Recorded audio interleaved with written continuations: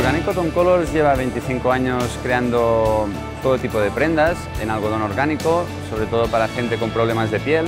No obstante, hoy en día hay mucha gente que escoge este tipo de productos por confort y por conciencia ecológica, con lo cual les ofrecemos un proyecto muy vertical donde controlamos todo el proceso de producción, yendo también hasta el origen, que es el proyecto que presentamos este año. Estamos trabajando con casi 400 agricultores independientes del nordeste de Brasil. Ellos tratan directamente con el responsable máximo de la firma y nosotros les damos una confianza y estabilidad en cuanto a que todo lo que produzcan año a año va a ser comprado a unos precios pactados. Por lo tanto, estamos tratando directamente con ellos y ofreciéndoles una estabilidad.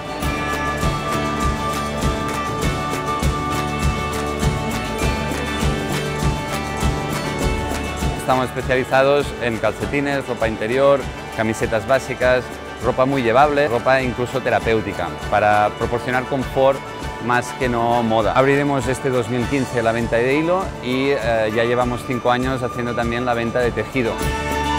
Hace 20 años que estamos trabajando para preservar el algodón colorido. Aquí, como puedes ver, es una mecha de algodón que nace en la propia planta de color marrón y utilizamos en distintos productos tanto el crudo, que sería el color natural que estamos acostumbrados, y el verde y el marrón. Esta es la base de nuestra filosofía y lo que queremos preservar en un futuro, el preservar los colores naturales que nacen en la planta.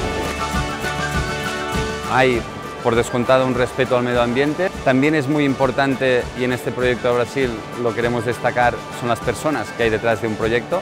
Y después, lo más importante, entendemos que hacemos prendas para que el usuario final tenga cura de su propia salud.